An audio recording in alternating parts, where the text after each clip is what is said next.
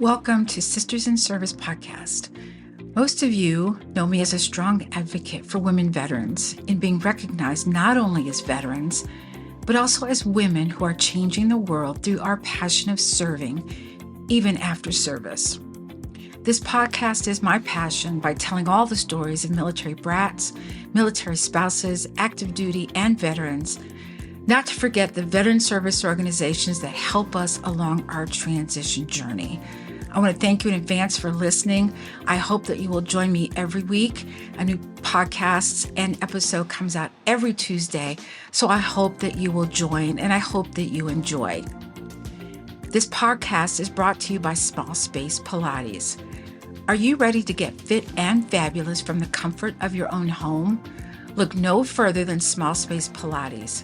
With live online Pilates and strength training classes, a video library, and a no perfection allowed policy, you can achieve your fitness goals without ever leaving your house.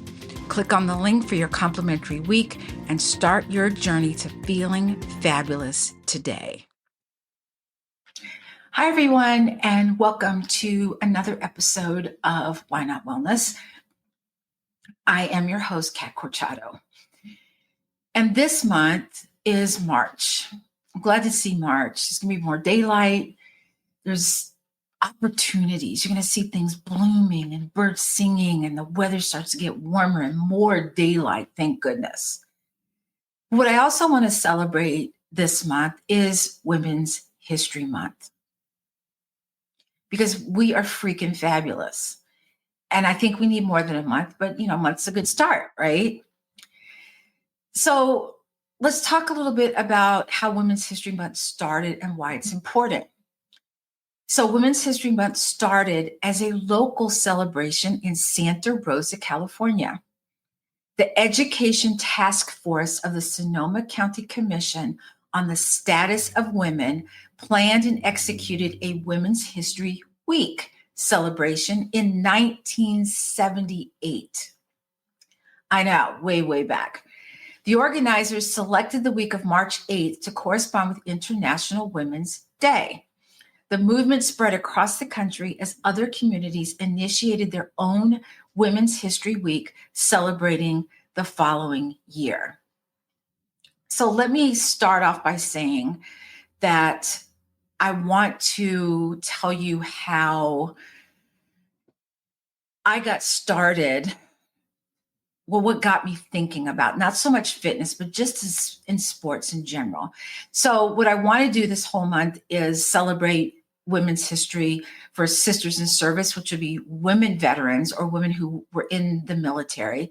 And Why Not Wellness is going to be women who have made history in sports in some form or fashion. But you might be surprised to know that the one person that, how can I say this, I was in awe of is not a woman. I know, weird, right? It's a man. Hear me out. So back in the day, I have been watching the Olympics since 1960. Not sure I knew what I was watching, but it's okay. I enjoyed it. I thought it was exhilarating. And every time someone would get on that podium, I was like, oh, that's great. I love this. But it wasn't until I saw Bob Beamon, who participated in the 1968 Mexico City Olympics. So he participated in the long jump, and I believe he was the last person to go in the final round. And I believe he had scratched twice. What that means is that when you start to jump, you have one step. If you step over the line, you're just not disqualified, but you don't get that. That jump doesn't count. I don't care how far it is. So the tension was pretty fierce. So Bob Beamon took off on this last ditch effort. So think about this. Everyone's watching you. You have one opportunity to make the stand, the gold medal, silver medal, bronze medal stand, or not. He starts to run. He lands. And he actually, it was a world record, 29 feet, 2.5 inches. Now, that doesn't mean a whole lot to you, right? I get it. So before Bob Beamon, the world record was held by a gentleman named Ralph Boston from the United States. He set a record of 27 feet, 4.75 inches. Bob Beamon takes off and does 29 feet, 2.5 inches, which shattered the previous record by over 55 centimeters or 21.75 inches. Now, why is this significant? When he took off, I held my breath. And I had to take a breath because I probably didn't take a good breath. He jumped so far that it was almost out of the pit for anyone who's run track and field. And it was a record. Here's the thing that's amazing. The record stood for 23 years. And it was broken by Mike Powell in 1991. That started me wanting to be in sports. I thought, what did he do to do that? I want to do that. And I did. Eventually, my career was pretty much running more than, the field part of track and field. But that's where this started, and which gradually went into the fitness field where I've been for the last 40 years. So with that said, let's talk about Women's History Month for just a second and celebrating it. It's important to celebrate all women, not just because we're honoring the past. It's about inspiring the future. It's a time to reflect on the trailblazing women who broke barriers and shattered ceilings, who dared to dream and had the courage to act. That last sentence, had the courage to act. We all have these, oh, wouldn't that be great? And we go, oh, and then we immediately start disqualifying ourselves. Oh, I can't. I don't have time. Nothing will come of it. People make fun of me. No one's ever done it before. Blah, blah, blah. Have the courage to act. Celebrating Women's History Month is about recognizing the strength, resilience, and determination that women have shown throughout history and how these qualities continue to shape our world today, because they do. This is a testament to the battles fought and the victories won. Just because a woman was the first time to go and do anything doesn't mean that she won at it. She attempted it and then later came back and maybe won, kept competing, whatever that was. But it's that resilience that I want to do this again. It's a testament to the battles fought, the victories won, and the milestones achieved in the quest for gender equality. That's huge. There was a time, for those of you who are in my age group, where women were not allowed to compete in sports. Even in college, which is where Title IX came about, because it was equal. If you gave it to the guys, you had to give it to the girls' teams. Thank goodness for Title IX. Oh, see, I got all. It's a time to remember that every right we enjoy today was once a privilege denied. It's a reminder of how far we've come, but also of how far we still have to go. But the most important part of this is about inspiration. Who inspires you? Who inspires you to start crafting? Who inspires you to start doing that thing that you've dreamed about doing? Who's the person that you look up to? It might be someone, and I'm going to pick fitness because I'm a fitness person. Do you ever see someone who's in the gym all the time and they look unbelievable? And you think, oh, I want to look like her. I want to be motivated like her. Go talk to her, find out her story.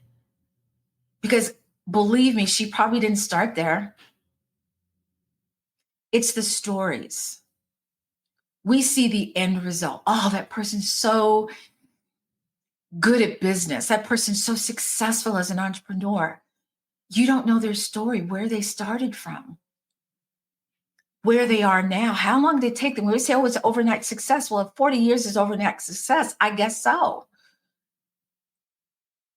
The stories.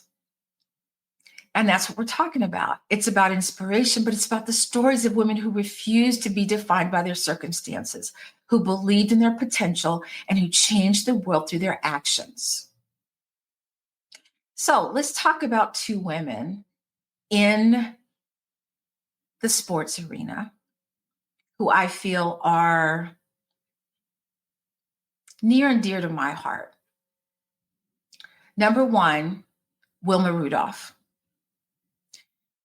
She was in track and field, and she won, I don't know, a gazillion medals in the 1956 and 1960 Olympics. Wilma Rudolph was considered the fastest woman in the world in the 60s and competed in 2 Olympic Games in 1956 and 1960.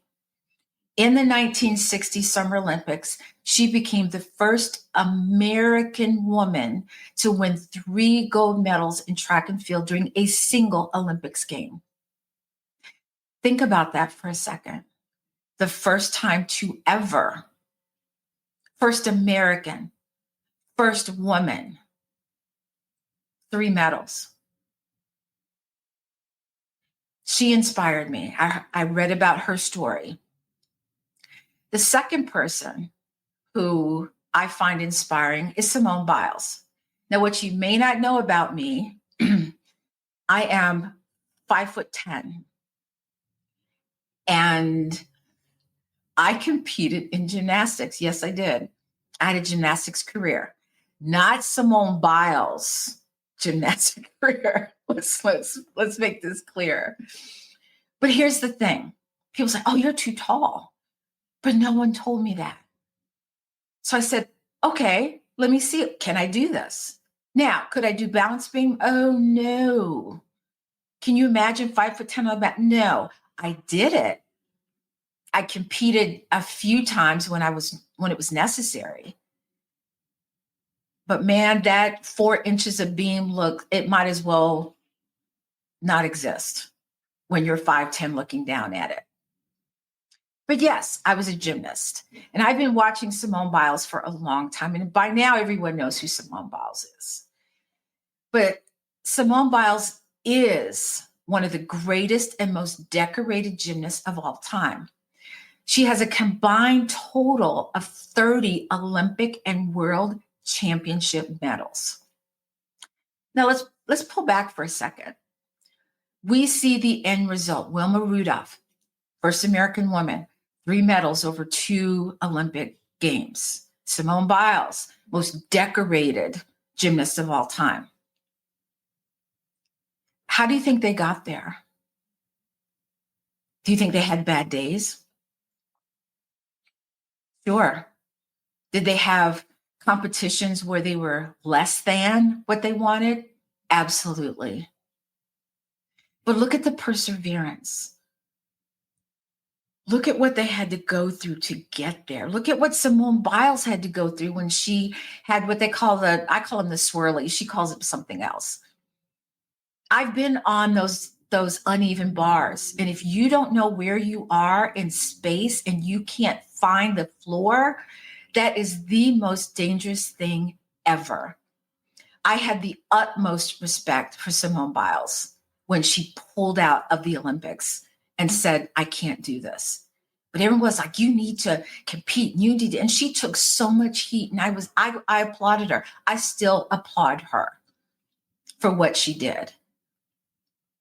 Because if more people realized that it's not worth your life, and believe me, it could have cost her not only her gymnastics career, but her life if she had not pulled out.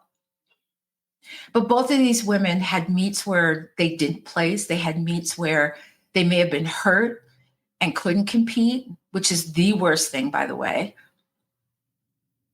But look at what happened because they persevered. So I'm saying this in the Why Not Wellness episode only because if you have started and started again and started again your fitness journey, keep plugging away at it. Persevere. Because someone's watching you. Someone in the gym is saying, wow, she's here all the time and she's just so persistent, consistent, motivated. Yes, someone's looking at you motivated when you're thinking, why am I here at 6 a.m.? Am I crazy? Someone's watching you. Someone is admiring you. Just like you're admiring someone else in whatever genre. Find out what they did. Find out what they're doing. Follow them. Find out their journey. And then take your own journey. We could all drive from the East Coast to the West Coast, but we all take different routes. But we all eventually get towards the end of our journey. We all get there. So with that said, I love Women's History Month. And again, I'm going to say this, let's honor the women who came before us. Let's support the women around us. And let's inspire the women who will come after us. Because when women succeed, humanity progresses. And when we tell women's stories, we inspire a new generation to make history. So with that, I'm going to end this episode of Why Not Wellness. Thank you for listening. Think about those women that you admire, that maybe you don't think about all that much. But when you see them, you're like, oh, yes, every time. So I hope you celebrate Women's History Month in your own way. And I hope you continue learning about women's contributions in society and to society in whatever way they are doing this to be successful. So, Kat Corchado, your movement specialist, and I'm going to say, till next time, keep it moving.